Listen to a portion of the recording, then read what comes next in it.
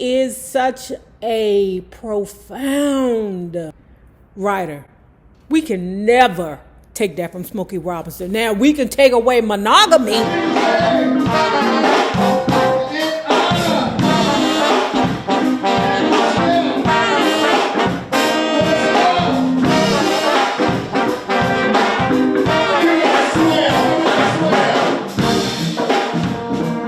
Nothing thrilled me more, though, than helping our dad.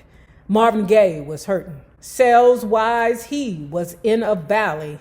His Sinatra plan had fizzled, and like everyone else at Motown, he was hungry for a hit. Marv Tarplin had whipped up an especially nasty riff, a hot hook that took off the top of my head. I'll be doggone, I thought to myself, mesmerized by Marv's music.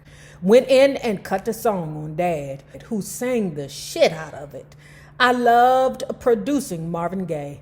He'd interpret my material like he'd written it himself, improvising and improving the original concept. Dad was brilliant. I'll Be Doggone was a top 5 worldwide hit.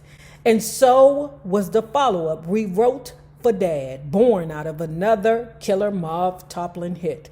Ain't that peculiar, baby? It's also peculiar that in this same time frame, we were accused of hiding our blackness. The Miracles' Mickey's Monkey album, for instance, features a cartoon on the cover instead of a photo of the group. My stepfather had such a vast album collection. Baby, I can remember all of these albums, like putting my hand on them, touching them, albums, you know.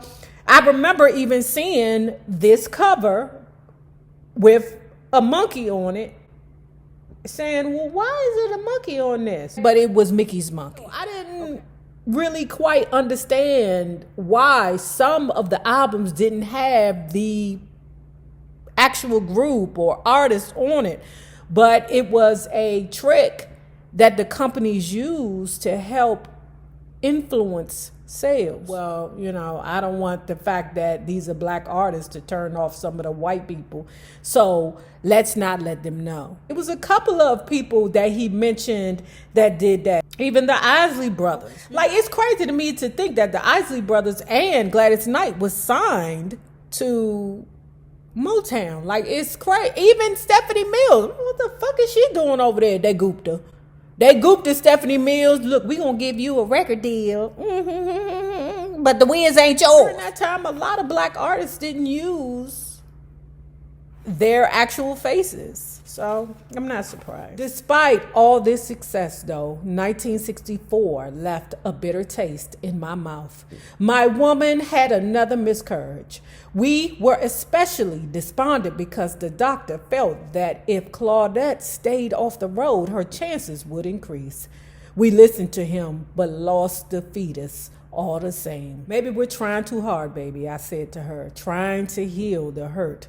Maybe we should cool it for a while. Why don't you rejoin the group when we go to Europe? I'd hate to see Europe without you.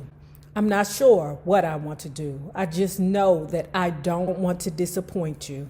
You've never done that, baby, and you never will. Claudette came to Europe with us. It was her last tour with the Miracles, though. She continued to record with us until I quit myself in 1972. Damn, that's why. Damn, because I was like, where is Claudette? I thought she left the group, period. Touring was too much for her, you know, because their main goal was to have a baby. It's good to know that although we didn't see her, that she was still recording with them until 1972. When we got home, we settled into a house, our first ever, at 19357 Santa Barbara. It was modest, but to us, it was beautiful. There was a time when for $1.50, you could go to the Fox Theater in Detroit and see the Marvelettes, Murray Wells, Martha and the Vandellas, the Supremes, Little Stevie Wonder, the Tops, Temps, Miracles, and Marvin Gaye, all kicked off by Junior Walker and the All-Stars. Junior was such a tremendous trooper, a big sound stomped down saxes, that once at the Fox he was dancing so hard he tripped and fell into the orchestra pit. The pit was deep, but Junior was a showman, and he kept playing. His wail growing more distant the farther he fell, until he landed on his feet, his shotgun still firing. I'm glad that he mentioned Junior Walker in this, because I swear when I was looking at Motown 25, I didn't know that the Junior Walker was a part of the crew. Motown owned the charts. Our batting average hits per releases was the highest in history, and it was a peculiar kick in the ass to know that the artists doing it were friends. Take the Tops. I mentioned that growing up, no one would challenge the four Ames: Levi Stubbs, Obie Benson, Duke Fakir, and Lawrence Payton. When they joined Motown, the Ames turned into the Tops, and their singing turned on the multitudes. Wait a minute, they became the Tops before they got the Motown, Smokey. Oh, stop it. I read the Dookie Fakir book. That's the reason why Berry Gordy couldn't manipulate the four Tops the way that he manipulated everybody else, because he didn't own the name. People started talking about a Motown sound. What was it? Swooping string arrangements by Paul Reiser, infectious gritty grooves ground out by one of the funkiest rhythm sections in human history. Pianist Earl Van Dyke, bassist James Jamerson, drummer Benny Benjamin, guitarist Robert White, Eddie Wilson, and Joe Messina. Shut up, Lou. Killer charts by cats like Hank Cosby and Gil Askey. The striking sound of singers like Diane and David and Mary and Martha. It was a mixture of all of this and more. The Motown sound was a miracle. It spoke for, it was born from a special time and place, Detroit, Michigan, in the 60s. It was the combination of an astonishing range of talents, politics, and personalities. People who were naive, happy, hungry for money, looking to be loved and accepted, dying to compete, burning with ambition, blazing with talent, first raw, then refined, and finally irresistible. It was black music, too damn good, too accessible, too danceable, too romantic, too real, not to be loved by everyone. Then why was I miserable playing the Copacabana? Picture it. So before we go on to talk about what happened at the Copacabana, here I go, Coco. Is it Coco? No, Copacabana. Before we go further to talk about that, you see how he painted that picture for us? He is such a profound writer. We can never take that from Smokey Robinson. Now, we can take away monogamy, but we can't take away his writing skills. Picture it. New York City, the high rollers out in force. The average age of the Copa patron 45, maybe 50. Cats in tuxes, chicks in minks. Everyone expected to hear Moon River or Melancholy Baby. Back then, rock and roll hadn't hit the nightclub crowd. The Supremes did great at these gigs. Their acts was glitzy, but we were new at it. We were nervous, psychologically and vocally. I wasn't ready. I was forced to sing songs I considered cornball, material that felt outside my character. We read somewhere, I don't remember which book, but we did read somewhere that